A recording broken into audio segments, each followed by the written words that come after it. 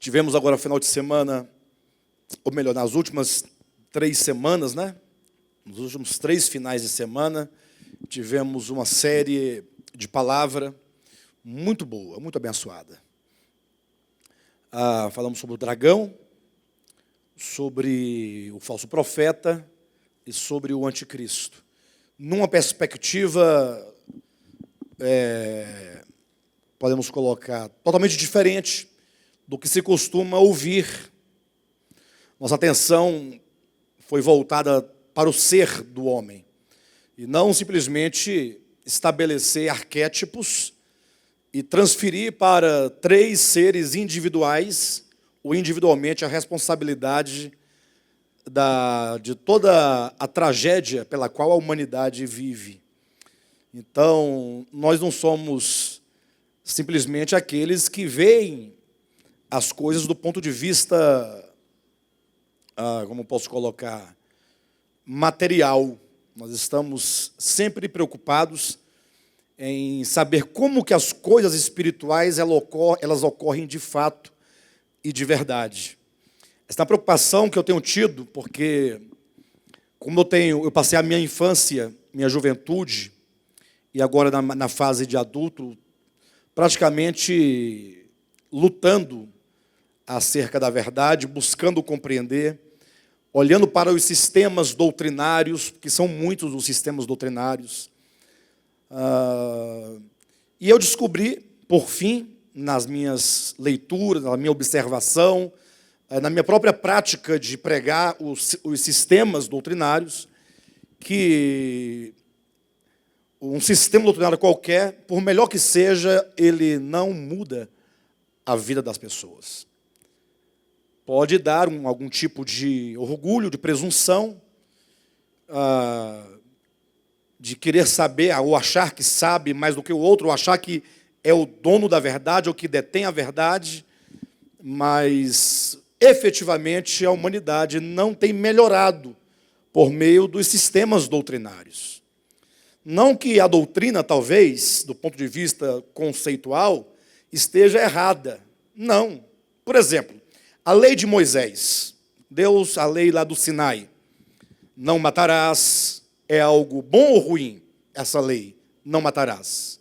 Bom, a própria Escritura diz que a lei é boa, mas não funciona.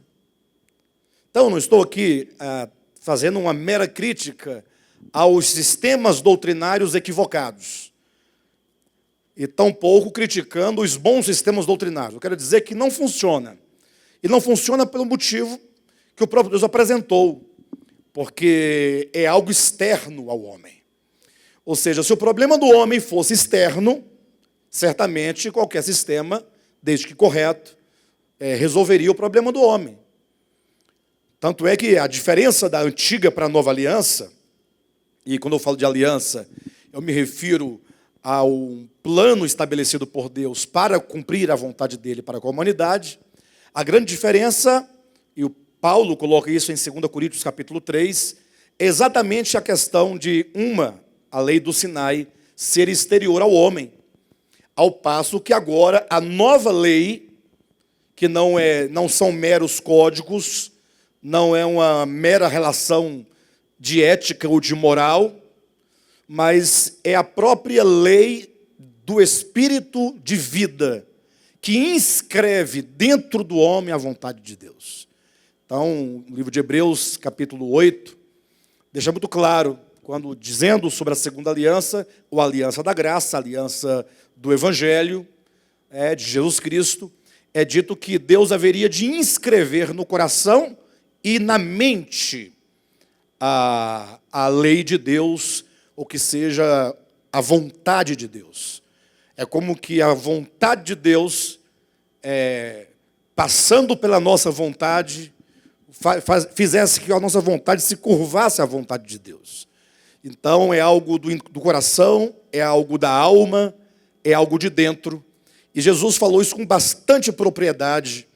Se você ler Mateus capítulo 15 ou Marcos capítulo 7, que é o texto correlato, Jesus disse que tudo o que está fora do homem, ou que seja nada do que está fora do homem, pode contaminá-lo, porque é de dentro que procedem os maus desígnios.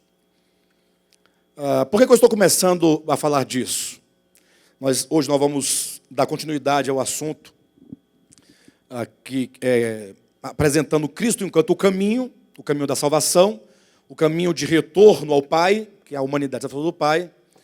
E, portanto, a despeito de toda a doutrina da redenção, atenção, a despeito de toda a doutrina da obra de redenção, e a Bíblia apresenta, tanto no Antigo, por meio de sombras e figuras, como no Novo Testamento, os apóstolos ensinaram acerca da morte e ressurreição de Cristo, mas a despeito dessa doutrina ser, para mim, ao meu ver, bastante clara, ela não pode ser tomada meramente por doutrina. Nós temos que compreender como que a morte de Cristo, ela me alcança em salvação. Não sei quantos de vocês sabem, mas as religiões não cristãs, ou as religiões que não têm identificação ou relação com o cristianismo, elas criticam severamente a doutrina da redenção por meio de Cristo. Eles dizem assim que eles não podem compreender ou não conseguem entender como pode um homem morrer e agora você está salvo porque ele morreu. Esse é um grande questionamento das religiões não cristãs. E nós vamos, portanto, adentrar essa questão da redenção, essa questão do novo nascimento, porque quando Cristo diz, eu me refiro a João 14:6, eu sou o caminho, a verdade e a vida, ele fala isso em resposta à pergunta de Filipe, que lhe perguntou dizendo, Senhor, nós não sabemos para onde tu vais, como saber o caminho? Jesus responde, ora, ninguém vem ao Pai a não ser por mim? É a resposta. Vocês não sabem para onde eu vou para o Pai. E eu quero conduzir todos vocês comigo para o Pai. A implicação desse texto é de que o homem se afastou de Deus, não geograficamente, não em relação a planos astrais ou outras coisas nesse sentido, mas todo o afastamento do homem se deu dentro dele, no coração e na consciência. E a palavra de domingo passado sobre o anticristo tratou com bastante precisão essa questão. Quem quiser entender mais, escute, já estão postadas, as 3 mensagens já estão no nosso canal, editadas e postadas, vocês poderão entender melhor. Então, quando Jesus diz, eu sou o caminho, e o Pai, portanto, é o nosso alvo, é o lugar para onde nós devemos ir e onde devemos chegar. Então, o caminho é para ser o quê? Percorrido. Não há caminho como doutrina. Por exemplo, digamos que você tenha na sua casa, um manual com todas as rodovias do Brasil. Ou um mapa com as rotas, as rodovias, todas elas. E você comece a estudar com bastante atenção e cuidado cada uma das estradas. Aí você poderá dizer, anunciando, pregando para as pessoas, dizendo, olha, você para sair de Brasília e ir até São Paulo, até o lugar tal, você vai percorrer, digamos aí, 1.100 quilômetros. Um exemplo. Aí, se você for para outra cidade e tal, em São Paulo, aí você já vai mudar a quilometragem. Você vai encontrar tantos pedágios. Você vai pagar tanto em dinheiro para os pedágios. Aí você vai falar, quando os viadutos têm, ou que seja, as placas, os lugares de maior risco de acidente, pontes, você pode saber tudo. Mas se você nunca pegar o seu carro e nunca pegar a estrada e ir a São Paulo, é a mesma coisa de fazer um curso de natação à distância, né? EAD, curso de natação. Saber tudo, mas você não tem a experiência. Então, eu confesso a todos vocês que eu não acredito em nenhuma doutrina de salvação que seja meramente doutrinária. É uma expressão grave, porque os crentes querem que nós adotemos doutrinas ortodoxas. Na verdade, toda a briga, a luta entre os cristãos é pela ortodoxia. Agora, de que vale você ler a bula de um remédio, mas você não tomá-lo? Vocês entendem? É exatamente o que Cristo disse em João capítulo 5, versículo 39 e 40. Falou assim para os judeus: olha, vocês leem as Escrituras, vocês são atentos às Escrituras, vocês estudam as Escrituras, mas vocês não querem vir a mim. Sendo elas um testemunho de mim, vocês ficam com o testemunho, mas não ficam com aquele de quem ela testemunha. Seria mais ou menos uma mãe que depois que gerou o filho, jogar o filho fora e ficar apenas com as ecografias, apreciando, ou com a foto que foi tirada na hora do parto. Então, infelizmente, nós estamos aí já há 2000 anos nessa insistência doutrinária. O que, de certo modo, é viável, é bom, porque a doutrina é um meio de que você se utiliza para discutir a verdade de Deus, ou as verdades. Porém, a nossa busca deve ser pela experiência efetiva do Evangelho. Por isso é que nós, quando apresentamos a Escritura para os irmãos, nós estamos agora trazendo cada uma das verdades apresentadas para o âmbito de uma realidade possível e de uma experiência possível. Querem ver uma coisa? Vocês entenderem o que eu estou dizendo. Eu prego aqui nesta igreja, vocês sabem disso, que quando Moisés escreveu o livro de Gênesis, e ele coloca no capítulo 3, que havia no meio do jardim 2 árvores, uma chamada árvore do conhecimento do bem e do mal, e a outra chamada árvore da vida. E aí eu digo para vocês, já disse reiteradas vezes, que não há árvore alguma. Mas alguém dirá: pastor, mas como não há árvore alguma? Se aqui em Gênesis 3, eu já li da minha Bíblia, eu já li várias vezes, diz que tem 2 árvores. E por que você diz que não tem, ou que não havia essas árvores? Parece até uma presunção da minha parte, ou pode soar como uma apostasia concernente à Escritura, porque o Alexandre agora passou a negar aquilo que está dito claramente.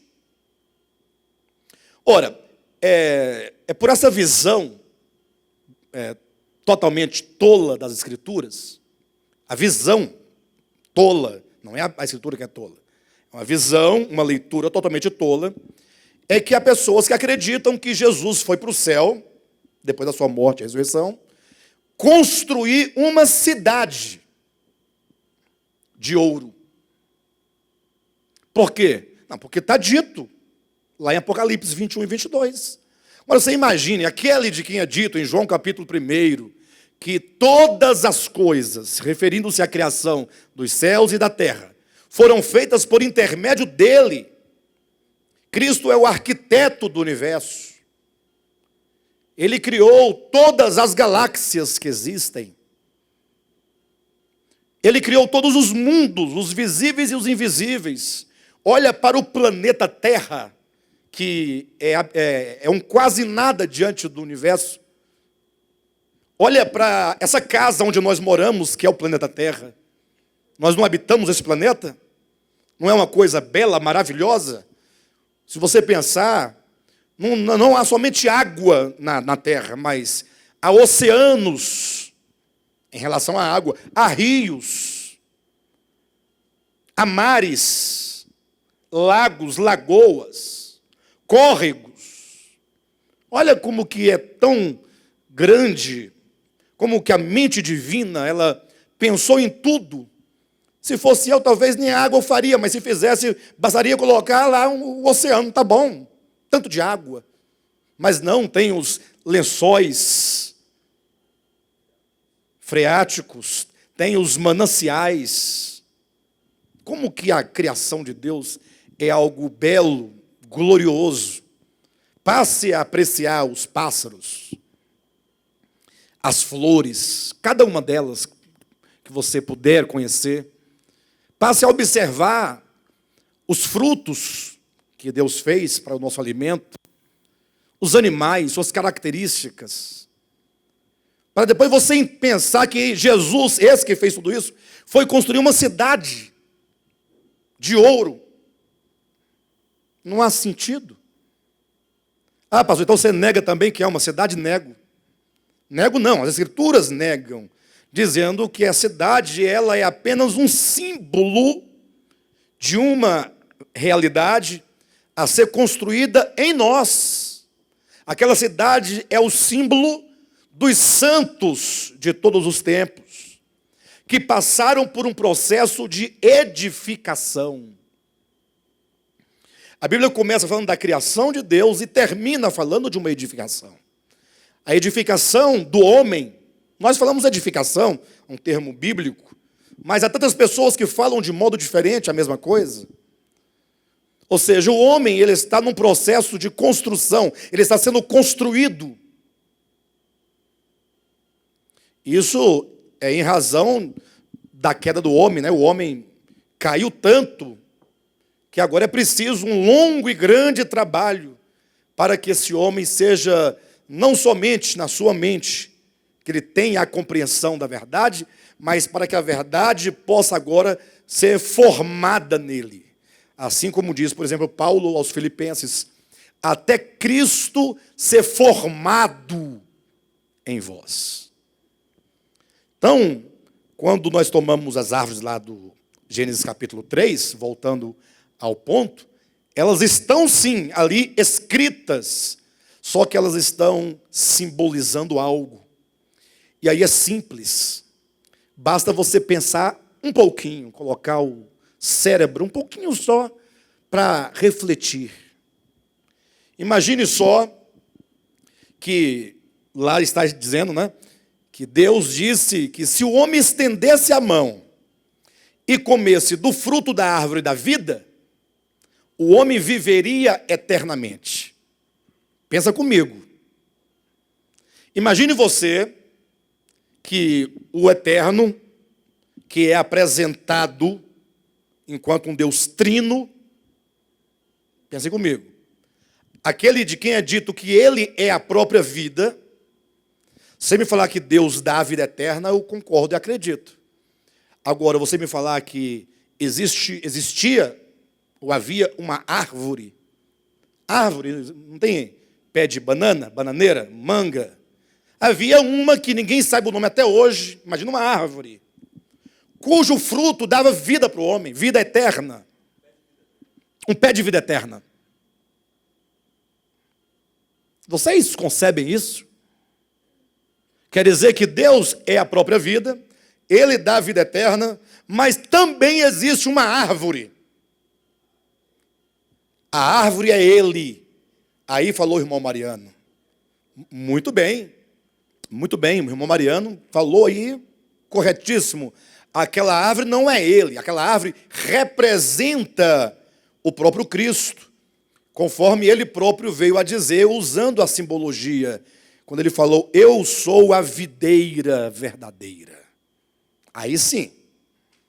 Aí eu entendo que, embora esteja lá uma árvore, lá no jardim, conforme o registro, mas está ali para sinalizar, para simbolizar o próprio Cristo.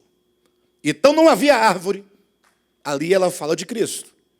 Aí eu pergunto, se a árvore da vida não é uma árvore, literalmente falando, por que a árvore do conhecimento tem que ser uma árvore? Me responde.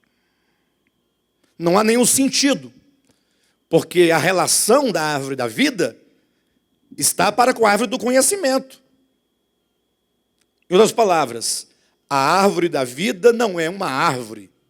Refere-se a algo, a Cristo no caso. A árvore do conhecimento, portanto, em consequência disso, usando uma palavra aqui do direito, em latim, né? Ipso facto, que quer dizer, em consequência disso, só pode ser um símbolo de algo. Só pode ser o símbolo de algo. Vocês entendem o que eu estou dizendo? Do mesmo modo, toda a Escritura, ela está cheia de símbolos. A linguagem bíblica é uma linguagem literária, que requer discernimento, interpretação. Quando Cristo diz, eu sou o caminho, Ele quer que você entenda, o caminho é para ser percorrido. Ele quer dizer, olha, você que vai voltar ao Pai, que precisa voltar ao Pai, eu vim trazer para você este caminho. Você terá que percorrer este caminho. Ah, mas eu acredito no caminho. Não, você pode acreditar o tanto que você quiser acreditar. Mas, se você não percorrer o caminho, você não pode dizer que é salvo. Você pode dizer que a sua doutrina é verdadeira. Afirmar que Cristo é o caminho enquanto doutrina, isso é verdade. Mas não te dá salvação, porque você acredita nisso. Lembro do texto de Tiago, que para mim é um texto fortíssimo, quando ele diz assim, ele faz uma pergunta, né? Vocês creem que há um só Deus? Não é verdade que isso é uma doutrina ou não é? A doutrina do único e verdadeiro Deus. Não há dois deuses nem três deuses, só há um Deus. E se a Bíblia faz menção a outros deuses, são falsos deuses. Ou, dentro de um contexto hebraico, poderíamos dizer que também pode haver deuses enquanto governadores. Palavra aplicada a homens, não para referir a divindade, mas a governo. Sem problema. Aí Tiago pergunta, vocês acreditam que há um só Deus? Fazem bem. Entretanto, os demônios também creem que estremecem. Ou seja, nesse ponto, pastor Josué, nesse aspecto particular do crer em um só Deus, os demônios são ortodoxos. Mas são demônios. Vocês entendem? Então, todas as verdades bíblicas, elas são apresentadas na forma de doutrina, mas ela tem que ganhar um significado orgânico. Ela precisa ganhar um significado experiencial na minha vida, e não num livro somente. Então, esse caminho do qual nós estamos falando, que é Cristo, que será o nosso tema até o final desse estudo, eu falo dessa série que estamos fazendo de revisão da conferência, tem esse objetivo de nos mostrar essa salvação, esse retorno ao Pai, tirando esses invólucros. Lembram que a Bíblia diz que o caminho é estreito e a porta é estreita? O que implica que você tem que entrar pela porta e percorrer o caminho. Não é isso? Então, eu peço que vocês escutem com bastante atenção, porque muitas coisas serão ditas e você pode espantar um pouco, ficar um pouco espantado. Mas procure entender o processo do pensamento que nós vamos desenvolver. Tá bom?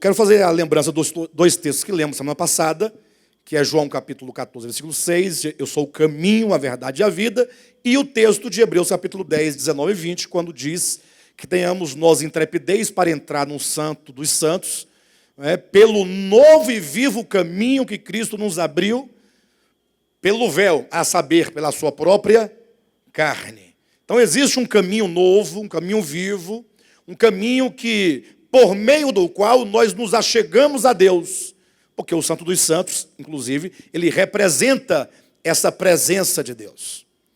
Por exemplo, quando tinha lá no Antigo Testamento o tabernáculo que Deus mandou Moisés construir, então, primeiramente, adentrava-se o pátio, era o primeiro setor ou lugar desse tabernáculo. Depois do pátio tinha que adentrar um outro lugar chamado Santo Lugar. E depois, então, um outro departamento, que era o Santo dos Santos, onde se dizia ali que ali estava a glória de Deus. Então, olha o significado. O que o homem tinha que fazer? Ele tinha que, primeiramente, entrar no pátio. O que havia no pátio? O altar onde era imolado a oferta. Imolada a oferta. Dali, na representação do sacerdote, tinha que continuar caminhando. Ou seja, a experiência de se crer com o coração na morte de Cristo é o primeiro passo para a glória.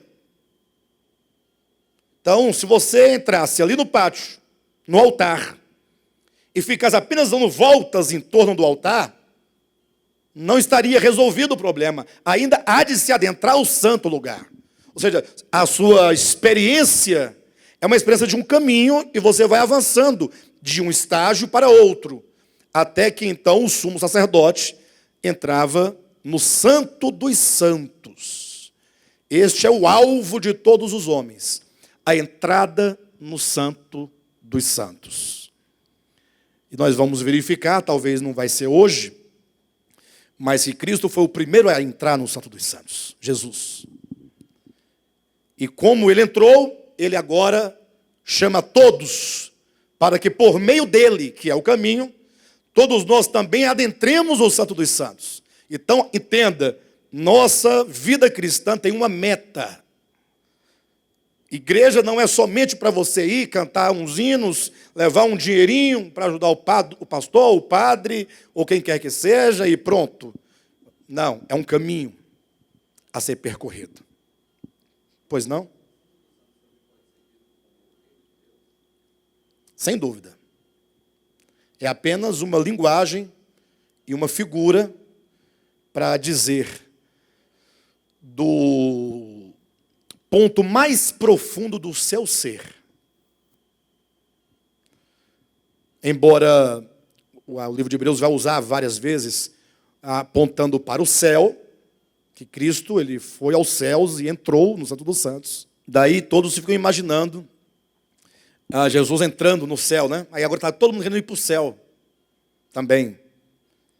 E não sabem que Cristo, enquanto o caminho, nós vamos verificar isso, Jesus, homem, ele vai percorrer todo esse caminho, até que ele, enquanto homem, atinja o ápice de uma humanidade perfeita, para se tornar ele o protótipo, o germen da nova criação de Deus. Por isso é que é dito que agora, em ressurreição, ele é o novo homem.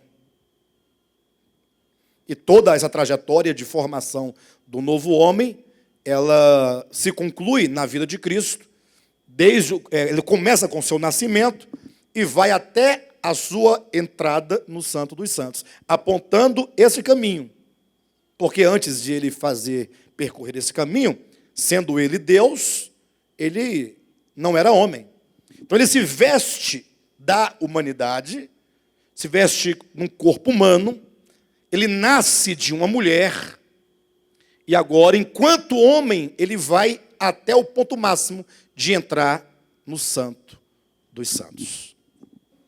Bem, nós vamos partir da parábola do filho pródigo, porque é a parábola que ilustra a salvação. Inclusive, não há nenhuma imposição minha, porque a própria parábola do filho pródigo, como assim ela é mais conhecida, ela foi dita por Cristo dentro do contexto de salvação. Então começa no capítulo 15, ali de Lucas. A partir do versículo 2, você vai observar como que Jesus conta a parábola da ovelha perdida, da dracma perdida, e a parábola do pai que tinha 2 filhos, né, conhecido como filho pródigo, em resposta ao problema dos líderes religiosos que acusavam a Cristo de que ele comia com os pecadores. Então Cristo vai demonstrar que ele veio para salvar o pecador. Então a parábola do filho pródigo, ela ilustra como que se deu a queda do homem e como se dá, portanto, o retorno do homem a Deus. Vocês sabem bem da parábola, o filho, no seu coração, na sua consciência, na sua ilusão, ele abandona a casa do pai e vai para uma terra distante. E é nessa terra distante onde ele vai começar a conhecer o pai. Porque até então, tudo que ele pensava acerca do pai era um equívoco. Certamente o que o fez sair da casa do pai, além da ingratidão de filho, mas foi a ilusão que foi sendo formada de que era possível que ele tivesse um reino próprio, que ele tivesse uma vida própria e à parte de Deus. Nós sabemos que ele chegou a uma condição de tamanha miséria que ele estava então ali querendo comer a comida dos porcos e não lhe dava. E isso ilustra a condição de miséria em que a humanidade que se afastou de Deus se encontra. Então, a salvação se dá agora pelo retorno. Quando o filho vai retornar à casa do pai, esse caminho de volta é um símbolo do caminho que nós devemos percorrer. Quando Jesus fala, eu sou o caminho, então é uma figura deste caminho.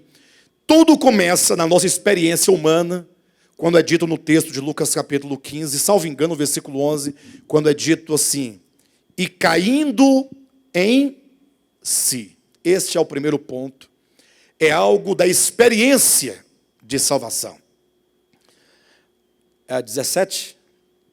Muito obrigado. Capítulo 15, versículo 17. E caindo em si. É isso mesmo? A 11 é o início da parábola, né? É, isso mesmo. E caindo em si. Então, vivemos numa época, num tempo, em que as pessoas, elas vão às igrejas por vários motivos, por várias razões. A pessoa está com uma doença, uma enfermidade, um problema, então ela vai à igreja evangélica porque lá tem uma promessa de cura. Então ela vai atrás de uma solução para o seu problema imediato. Alguns vão à igreja porque gostou de uma menina da igreja e se casou com ela, e a igreja então falou, só casa se for de julgo igual, porque julgo desigual não pode se casar. Aí a pessoa vai para a igreja por causa da namorada. São os filhos que vão por causa dos pais. E são pais que obrigam filhos a irem. Enquanto você morar na minha casa, você será evangélico. Aí o filho, vai. O que vai fazer? Tem que ir. Se o pai for daqueles que espanca, ele vai. Já que tem outros, talvez o pai não espanca, mas começa a tira o celular, tira isso. Aí o filho faz aquela troca. Não é? Outros vão porque encontrou um bom clube social. Encontrou uma comunidade que dá a ele todos os entretenimentos que ele precisa, que ele deseja. Está lá porque, como dizem, né? Nasceu em lá evangélico, então eu nasci lá evangélico, estou aqui até hoje. Dizem que depois dos 12 anos tem que se batizar, me batizaram. E eu gosto da minha igreja, gosto dos meus líderes, gosto das músicas boas, né? A cadeira essa não é confortável. Mas eu diria assim, os motivos, né? Eu não acho que alguém vai para a igreja porque a cadeira é confortável. O sofá de casa é mais confortável que a cadeira de qualquer lugar, eu penso. Mas eu digo os motivos que levam as pessoas a irem a uma igreja evangélica, a frequentar. Mas eu pergunto, você já passou pela experiência de cair em si? É aquele momento que os seus olhos se abrem para a verdade que é Deus e para aquilo que nós somos. Mas aí também tem um grande problema por detrás de tudo isso. O fato de que, como as igrejas, anos a fio, nos ensinou apenas código de conduta, nunca nós conseguimos ver outrora o que nós somos de fato. Até porque a religiosidade das pessoas, que elas são geradas pelas doutrinas que os homens criam e inventam, que é o modo de vestir, o que você pode comer, o que não pode comer, o que pode beber, o que não pode beber, onde você pode ir, aonde você não pode ir, o ambiente que você frequenta, a música que você canta, fez com que as pessoas se vissem sempre de um modo estético. Ou seja, as pessoas se sentem salvas, acham que são salvas, simplesmente porque cumprem um regulamento que o homem colocou. Então, você foi batizado? Não, então... Não fui batizado, mas você dá o seu dízimo? Você vai ao culto uma vez por semana, pelo menos? Você abandonou a bebida? Você abandonou o cigarro? Você quebrou todos os CDs que você tinha de Roberto Carlos? Quebrou os CDs? Aí as pessoas cumprem com essas coisas e deixam de olhar para onde está o problema. Talvez algumas coisas externas aqui citadas, ou não citadas, seja sim o reflexo de um problema interior. Mas o fato de eu ter uma conduta externa de usos e costumes não define o que sou. Pelo contrário, esconde o que eu sou. Porque agora eu passo a achar que sou bom porque cumpro esse regulamento.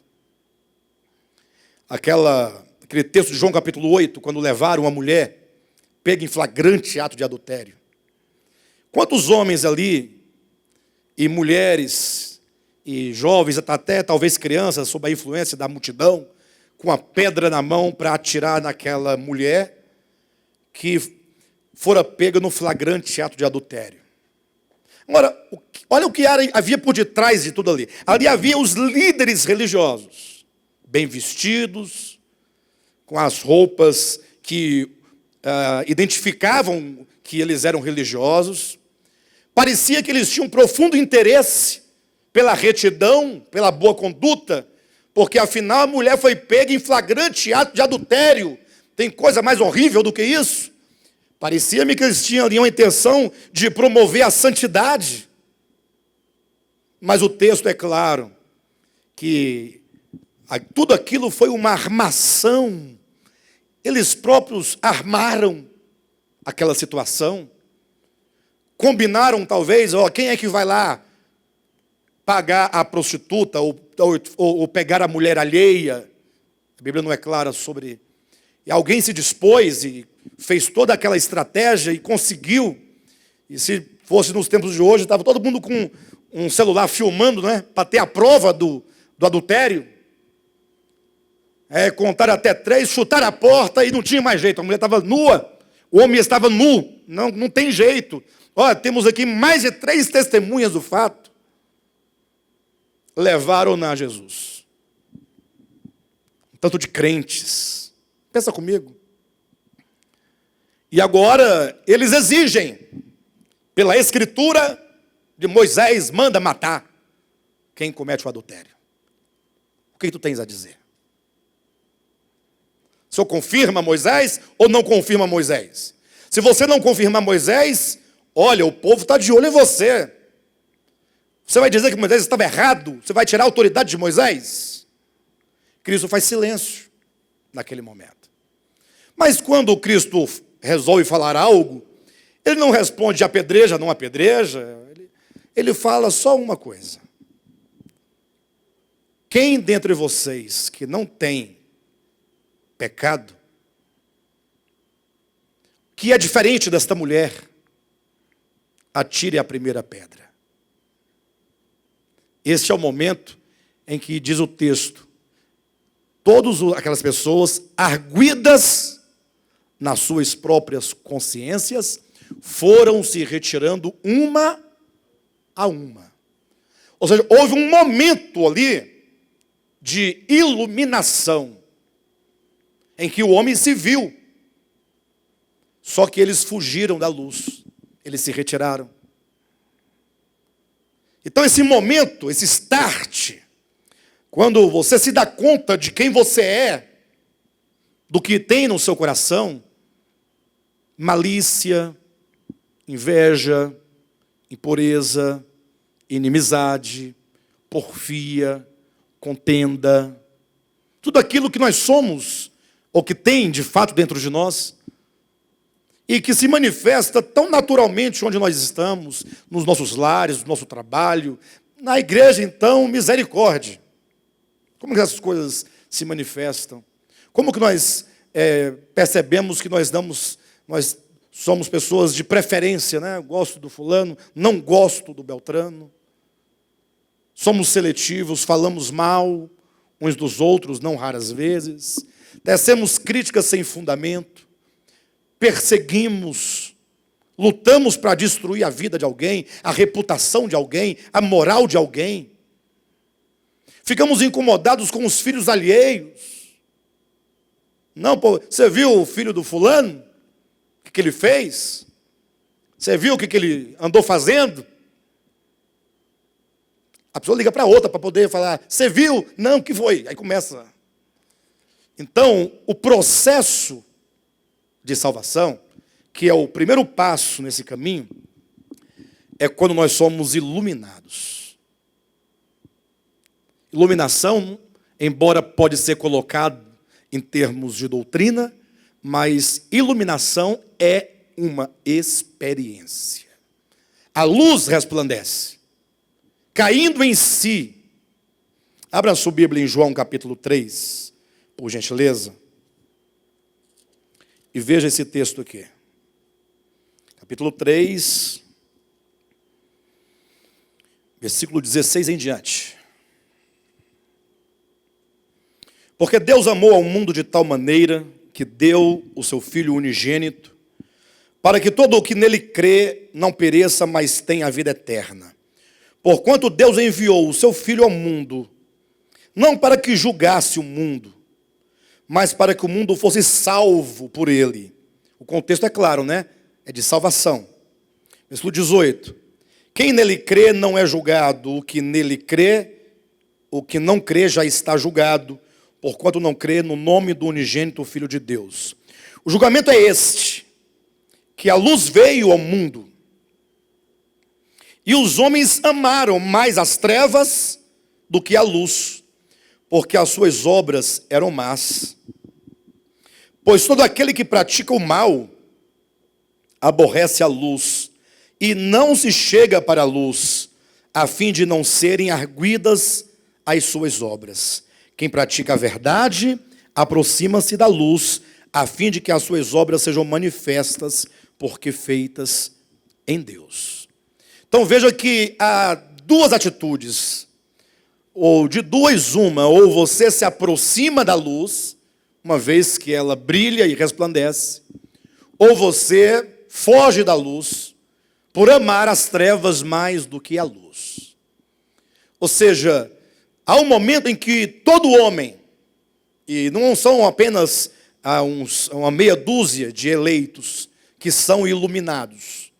Se você ler comigo, João Evangelho, capítulo 1, está aqui, versículo 7 em diante diz, este, falando de João Batista, veio como testemunha para que testificasse a respeito da luz, a fim de todos virem a crer por intermédio dele. Ele, João Batista, não era a luz, mas veio para que testificasse da luz, a saber, a verdadeira luz que vinda ao mundo ilumina todo homem.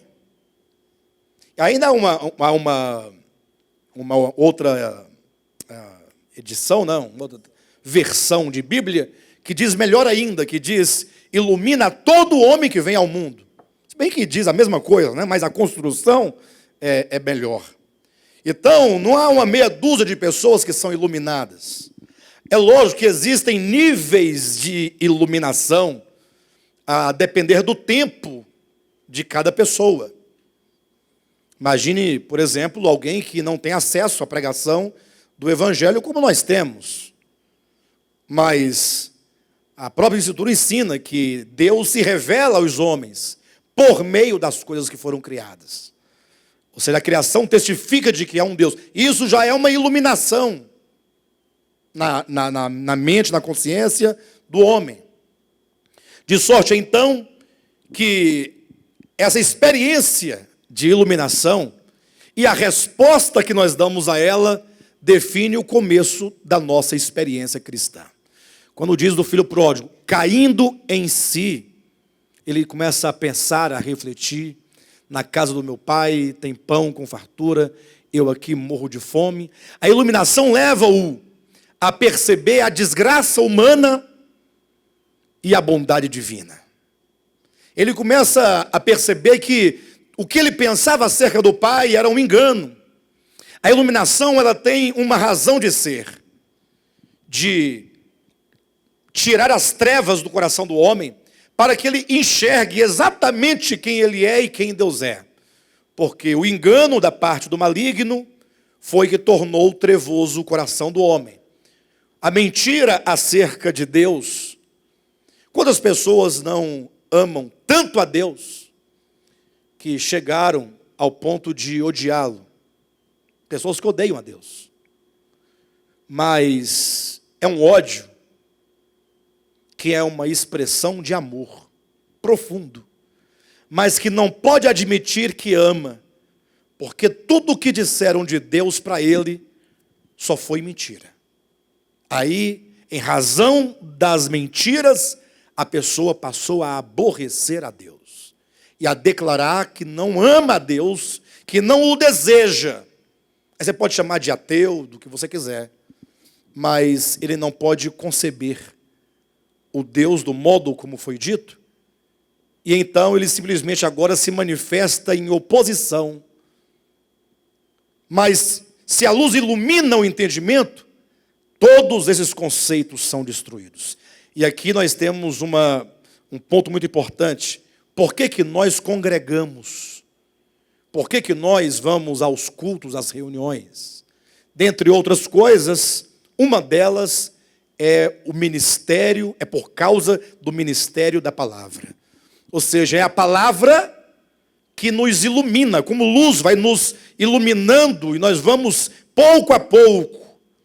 Então, a iluminação é um processo que apenas começou, mas que não terminou ainda. Então, a cada dia, a palavra vem como luz, ela também vem como água para lavar, são todos símbolos da própria palavra. Ela vem como espada para penetrar e dividir, separar, discernir. De modo então que quando o filho tem aquela iluminação, ele passa por um processo de arrependimento. Como que dissesse, eu nunca deveria ter saído da casa do meu pai, eu vou voltar para a casa do meu pai. Arrependimento, que no grego é uma palavra metanoia, que significa mudança de pensamento, mudança de sentimento. Arrependimento não é você falar assim, eu estou arrependido porque eu fiz isso. Se não há mudanças estruturais na maneira de pensar, na maneira de sentir, o que determina o nosso viver, então não houve arrependimento. Arrependimento também não é uma doutrina, é uma experiência. Ou seja, é quando o homem, uma vez, ele muda agora o seu modo de perceber as coisas, seu coração agora não pode mais permanecer na terra distante. Ele descobre, eu tenho que voltar para a casa do pai. Aí entra uma terceira experiência, a conversão. Iluminação, arrependimento, conversão. Observa que agora, logo nesse princípio do caminho, e cada um desses elementos é um passo que você vai dando adiante nesse caminho. Já observa que esse homem, depois de sofrer aqui a iluminação, o arrependimento e a conversão no seu coração, ele pode não ter chegado ainda à casa do pai, mas ele já é outro ou não é outro. Ser outro é uma coisa tremenda, porque eu, por exemplo, já fui muitas outras pessoas. Ou seja, o que eu fui no passado, com o tempo, nesse processo de crescimento humano, espiritual, nós vamos mudando. Mas como você mudou sua maneira de pensar? Graças a Deus. Se eu fosse o mesmo até hoje, com a mesma mente, quando eu estava lá pregando sobre o sábado, sobre o porco, pregando sobre lavar os pés, se eu fosse o mesmo. Então, agora, quando diz que ele já é outro, e tem mais, e quanto mais ele caminha, mais transformações ele vai experimentando. E tem mais, e chegando à casa do Pai, depois de um dia, 2 dias, de uma semana, de um mês, agora na comunhão da casa e com o Pai, ele ainda vai mudando sempre. Há um texto interessante, João capítulo 17, versículo 3, que Jesus fala: a vida eterna é esta, que te conheçam a ti, o único Deus verdadeiro, e a Jesus Cristo a quem enviaste. Ou seja, enquanto alguns dizem, não, vida eterna é você ir para o céu para morar lá para sempre. Jesus está dizendo, não, vida eterna é conhecer. O que significa? É possível que alguém conheça a Deus plenamente, que esgote aquilo que Deus é, que ele apreenda tudo o que Deus é? Impossível. Deus é infinito.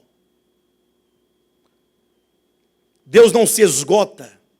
Por isso que a vida eterna consiste em conhecer, porque toda a eternidade não é suficiente para conhecermos plenamente o Pai, mas implica que nós nunca teremos uma eternidade estática.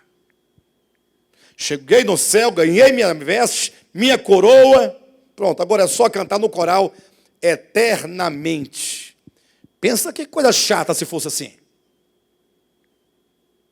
Muito chato.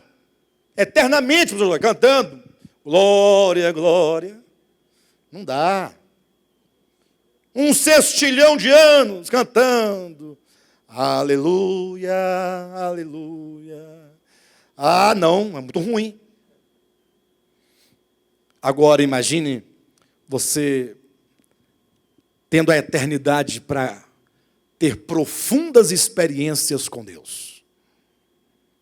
Experiências que eu não posso nem mencionar, que eu não sei.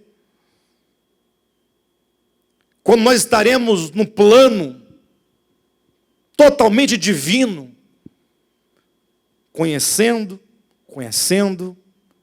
a Deus. E, portanto, sempre sendo outro.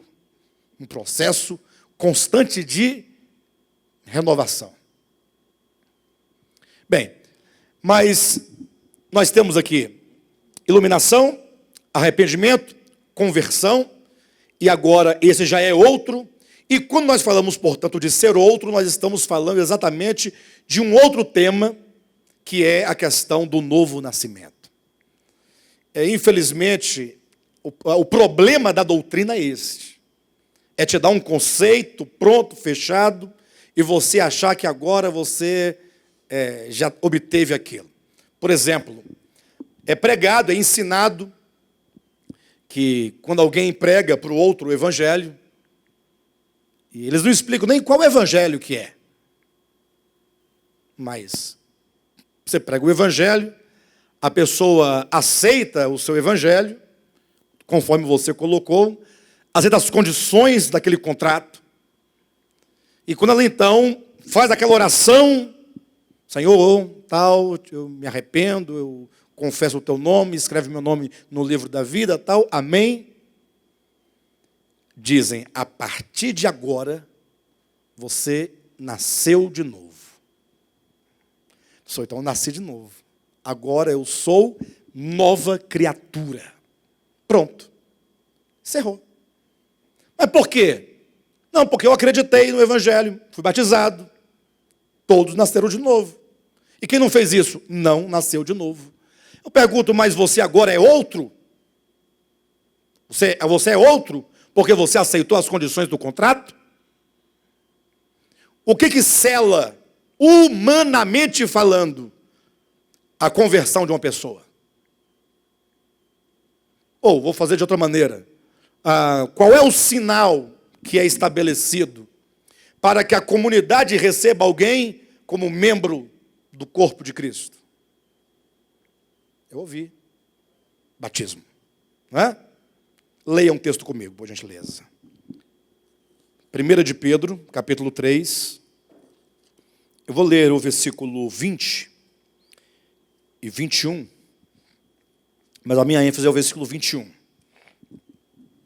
Os quais, no outro tempo, foram desobedientes, quando a longanimidade de Deus aguardava nos dias de Noé, enquanto se preparava a arca, na qual poucos, a saber, 8 pessoas, foram salvos através da água. Então é um símbolo. Como havia ali um juízo do dilúvio, então a arca era o símbolo de quê? De salvação. Quem entrou na arca, salvo.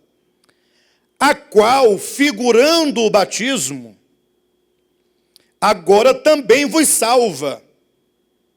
Então agora colocou o batismo aqui, ó. Entrou o batismo. Mas diz, não sendo a remoção da imundície da carne. Portanto, quem foi batizado não teve a remoção da imundície da carne. Batismo não remove imundície da carne. Batismo não lava pecados. Batismo não gera um novo coração em você. O batismo é um símbolo muito profundo das Escrituras. E na mesma proporção que ele é profundo, ele também não é compreendido. Como partir do pão, que tem um sentido profundo, mas também não é compreendido. Por quê? Porque para as pessoas batismo é doutrina. Partir do pão é o quê? Doutrina. As pessoas passam a acreditar em doutrinas e a praticar doutrinas, mas não experimentam a realidade do que elas significam. Aí continua no texto. Mas a indagação de uma boa consciência para com Deus por meio da ressurreição de Jesus Cristo. Então qual é o valor do batismo? Então, há algum valor? É que quando você crer, e aí o batismo vai ter uma implicação, eu vou dizer daqui a pouco, de morte e ressurreição, porque significa o morrer com Cristo e o ressuscitar com Cristo. Então, quando você se apropria dessa, quando você crer, porque o que é ser batizado? Para as pessoas pode ser, entrou dentro de um tanque, de uma piscina, aí foi lá, e o pastor, sei lá, alguém foi lá e mergulhou ele e tirou. Pronto, agora você, salvo, nasceu de novo, é só cumprir as regras da igreja. Se esquece que o apóstolo Paulo ensina, em Romanos, capítulo 6, que o batismo, ele implica morte e ressurreição. Então tudo começa quando? Quando eu olho para Cristo, e eu vejo, Cristo morreu, e Cristo ressuscitou. Quando eu digo eu creio na morte e na ressurreição de Cristo, não é crer que ele morreu e ressuscitou. Porque eu creio também que os portugueses descobriram o Brasil. Isso não altera minha essência. Vocês entendem o que eu estou falando? Pastor, então, não é crer que ele morreu e ressuscitou? A pergunta é, o que está por detrás dessa verdade fundamental do Evangelho, que é a morte e ressurreição de Cristo? O que está por detrás dessa verdade? O que ela nos ensina? Até porque nós somos convidados a morrer com Ele e a ressuscitar com Ele. Até porque Cristo, enquanto o Filho de Deus, não precisava nem morrer e nem ressuscitar. Por que Ele se faz homem? E enquanto homem, Ele só tem um destino. Mas não é um destino como ocorre nas tragédias gregas, não. Ou seja, Ele veio para isso, Ele sabe que Ele veio para isso, e ele sabe para onde ele vai, e ele sabe o momento de ir à cruz e de morrer. É como se ele dissesse: olha aí para mim, não existe para o homem solução. Se o homem não morrer, a despeito do que ele faça, a despeito de qualquer religião que ele tenha, não tem jeito. A maneira é a morte e a ressurreição. E isso não quer dizer novo nascimento. Para você nascer de novo, não tem que morrer? Ou não tem que morrer? Ou você pode nascer de novo estando vivo? Mas aqui não é referência à morte física. Aqui é uma referência ao morrer daquilo que eu era. Fala do meu coração, da minha consciência, da minha alma, da minha mente, das minhas vontades, das minhas emoções, para então ressuscitar. O que implica que agora nasceu uma outra pessoa.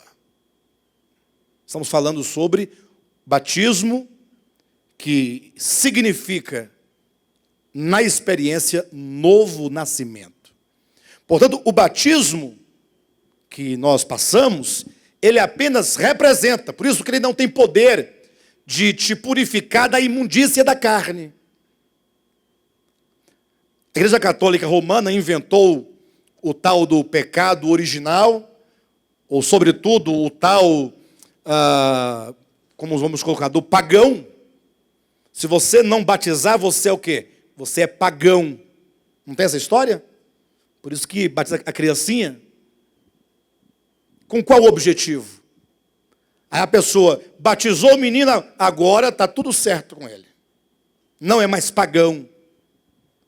Ora, mas isso não significa nada, efetivamente, nem o batismo infantil, nem o batismo do adulto, se não for compreendido que, quando eu olho para o homem Jesus, eu entendo. Gente, não há outro meio de salvação, se não for a morte. Não há meio. Cristo, então, quando diz que ele é o caminho, significa que o Cristo de Deus se faz homem. Como homem agora, ele vai trilhar esse caminho. Esse caminho passa pelo Calvário. Esse caminho passa pela ressurreição. Esse caminho passa pela ascensão.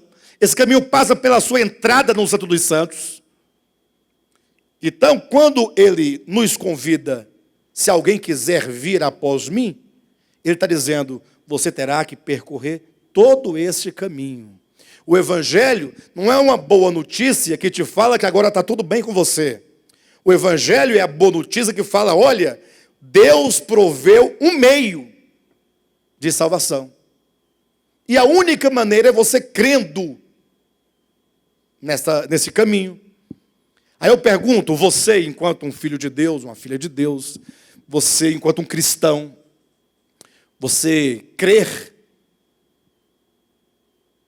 que não há outro meio para você, senão pela morte? A morte do ego? Você acredita nisso? Ou você acredita na sua capacidade? Ou você acredita na sua obediência externa? Obediência externa. Não, eu cumpro regulamentos. Ou você acredita que o fato de você frequentar determinada religião vai te salvar?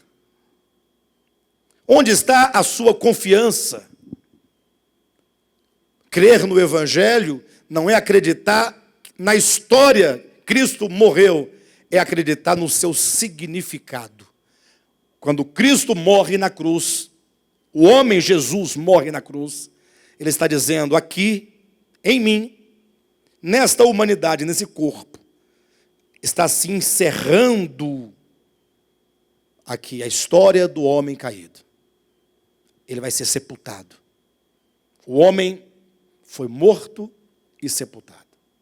Quando ele ressuscita, nasce, gera-se um novo homem. E é esse homem que é assunto aos céus. É esse homem que volta ao Pai.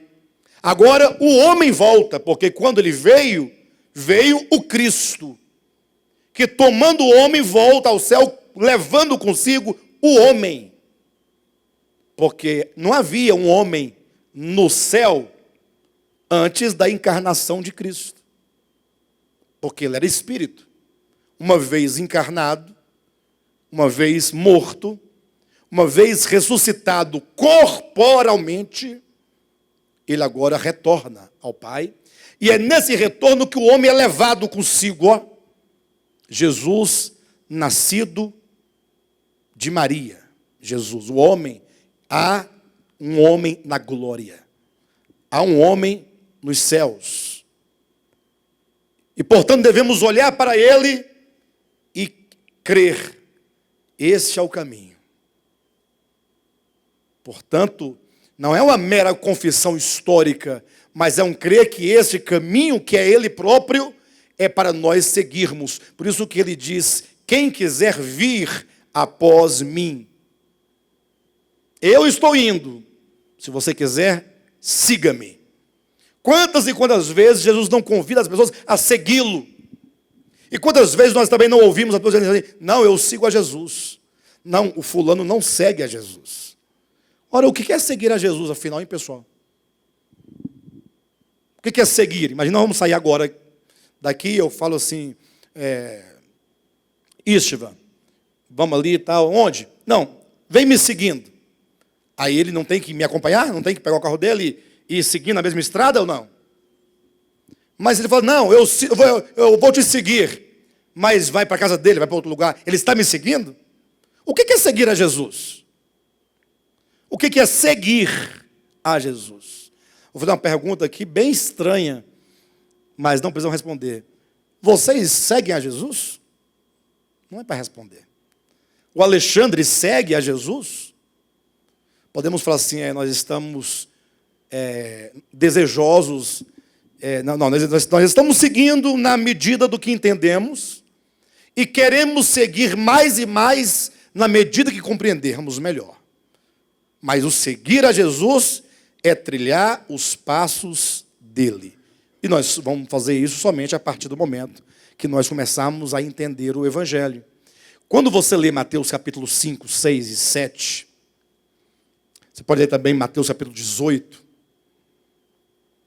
você vai se deparar com algumas palavras de Jesus que em nada parece conosco. Os ensinamentos de Jesus, eles nos expõem de uma maneira, porque não é aquilo que nós somos.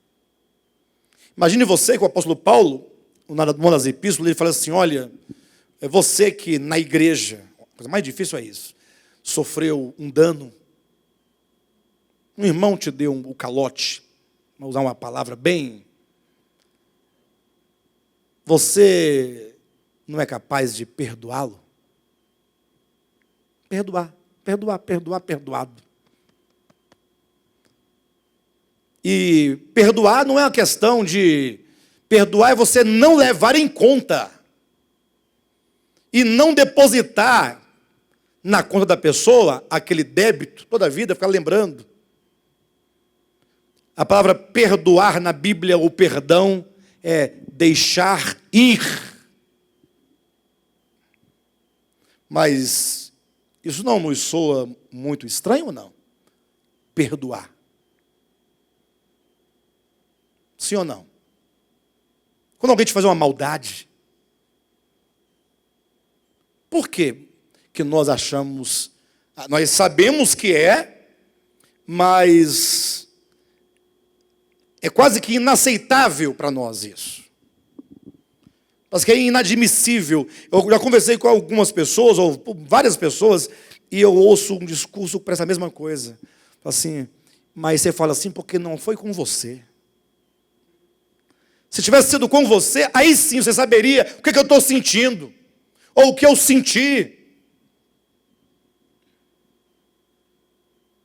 Isso implica o quê? Que nós estamos muito vivos.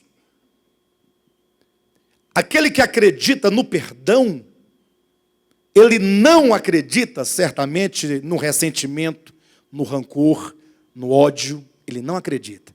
Não é que você não vai sentir eventualmente, não é isso. Mas é que você crendo, significa o caminho proposto de salvação, E não há salvação, de outra maneira, é o caminho do amor, que perdoa, que liberta as pessoas, que libera as pessoas. E que quando você olha para aquela pessoa que te fez o mal, você não traz a memória, não traz de volta o evento, você não persegue, você não isola, você não abandona. Então, seguir a Jesus não tem nada a ver com uma religião. Não confunda, igrejas, enquanto congregação, são necessárias não por causa da salvação. Salvação só em Cristo, nesse caminho que Ele é e que Ele nos apresentou. Igreja é para que nós possamos juntos ser tratados, nós somos tratados. Tudo que ocorre nas nossas relações são tratamentos, são ensinamentos. É na comunidade que nós aprendemos a suportar uns aos outros, a tolerar uns aos outros. É na comunidade que nós aprendemos a servir ao outro. Muitas pessoas acham que igreja é algo desnecessário. Muita gente acha isso. E por que acha? Porque ele prefere viver isolado para não ter que lidar com as relações. Então a igreja tem uma necessidade, é uma necessidade de todos nós, por uma questão vital. Casamento. Nós somos também tratados no casamento. Com os filhos, então, tratamento. Todas as nossas experiências, se você tomar da perspectiva do Evangelho, do caminho, você vai perceber que diariamente nós estamos sendo convidados pelo Evangelho a seguir a Jesus. Então, há de se pensar, poxa, eu estou com tantos anos de cristão, mas desses tantos anos, quantos anos, de fato, efetivamente, eu decidi seguir a Cristo e não aceitar a religião de um suposto Cristo. Mas é o seguir, é o caminhar, é o fazer. Pastor, me parece que isso soa, pelo menos aos meus ouvidos, como um tipo de salvação por obras. Não soa um pouco assim, não? Não dá uma gastura no seu ouvido? Pastor, me parece estranho, por quê? Mas veja, que a Bíblia não é contra as obras, comecemos daqui. Porque ela fala das boas obras feitas em Deus. Diz que nós somos recriados em Cristo Jesus para as boas obras. Agora veja que nenhuma dessas obras aqui ditas são possíveis, senão por meio do morrer. Enquanto eu estiver vivo, no velho Adão, no velho homem, na velha natureza, isso tudo aqui é impossível. Não é possível ao velho homem perdoar a ninguém. Pelo contrário, o velho homem exige vingança, exige pagamento, exige condenação. Nós estamos vivendo um momento político no Brasil. Eu sei que cada um de vocês tem um posicionamento político, mas vocês sabem que depois do WhatsApp, né? Você passa o dia todinho vendo de tudo. Parece que tem pessoas que têm prazer. Quando fala, aumentou de 9 para 12 anos de prisão. Pastor, mas não tem que pagar? Tem, vai pagar, tem que pagar. Não é isso que eu estou falando. Mas eu falo na satisfação das piadas, na satisfação de contar. Parece que nós somos muito justiceiros. E eu não estou dizendo que a pessoa vai fazer o que fez enquanto um presidente, um deputado, e deve ficar impune por causa do Evangelho. Não é isso que eu estou dizendo. Estou dizendo se eu sinto prazer na desgraça alheia ou se eu me comovo com a situação da desgraça alheia. É se eu fico condoído em saber que ali é uma criatura que da parte de Deus precisa de misericórdia, de graça. Não somente nesse aspecto, mas tem um site chamado fuxico gospel. Já está errado, né? Então não, está certo, não, de gospel deve estar certo mesmo, né? Agora, eu sei disso, não é que eu frequentei esse site, é porque vem as matérias no celular, as manchetes, né? São várias manchetes que ele te apresenta, então, todas as vezes de manhã, eu leio as manchetes, procuro, aí eu vejo esse tal do fuxico gospel. Todo dia, eles têm algo a dizer, que um ator, ou um cantor cristão, gospel fulano de tal, foi pego usando droga. Aí, dá a notícia. Porque o fulano a cantora fulana traiu o marido na lua de mel. Aí conta o caso. Que prazer é esse de levar tais notícias para as pessoas? Onde é que está o prazer disso? Então, eu não estou falando de salvação por obras, não. Eu estou dizendo que uma vez que você crer no crucificado, você está admitindo que para você não há saída, senão morrer para aquilo que é velho, para aquilo que é pecaminoso, para aquilo que é perverso. E para isso terá de haver iluminação, arrependimento, mudanças interiores de conceitos, de percepções, e haverá de ter conversão. Você não vai poder mais continuar caminhando na mesma direção que você antes caminhava. Você vai ter que agora fazer caminho inverso, totalmente oposto. E então, sendo agora outro, e você vai...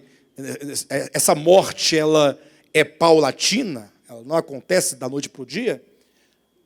Então, cada experiência de morte em algum aspecto de nossa vida nos leva, a partir de então, a ser outro.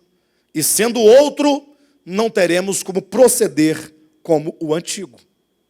Então, obras, quando fala salvação por obras, é dar uma cartilha para você cumprir algo.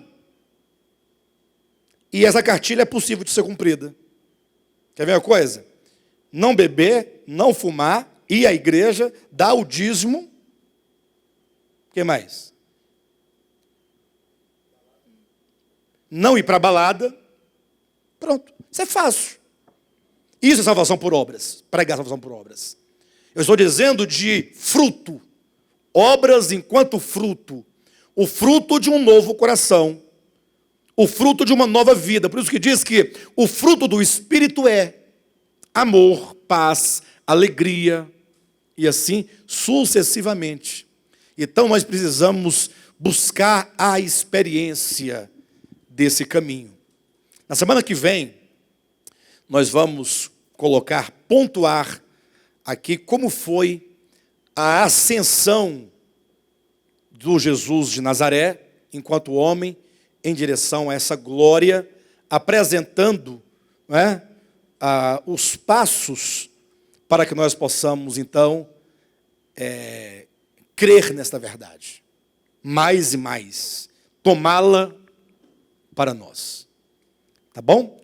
Nós vamos falar de Jesus de Nazaré, e o próprio nome já está dizendo tudo. Jesus de Nazaré está falando de alguém, do Nazareno, é um homem. Sim ou não? É um homem? Como que este homem, ele implementou no universo um novo ser, uma nova consciência, que é o que salva, que é o que nos salva. Que é ele enquanto aquele que nos redime judicialmente. Vamos entender que a redenção judicial é o perdão divino. É quando o pai diz assim, olha, você fez isso, mas eu não levo em conta. O pai do filho pródigo levou em conta o que ele fez? Perdão. Ou seja, os seus pecados são perdoados. Não levarei isso em conta. Do contrário, eu teria te matado se fosse para fazer isso. Mas agora, uma vez judicialmente perdoado, agora, como que esse caminho ele é percorrido organicamente para uma experiência real de salvação? Aí vamos apresentar Cristo, para que isso reflita em nós. Tá bom?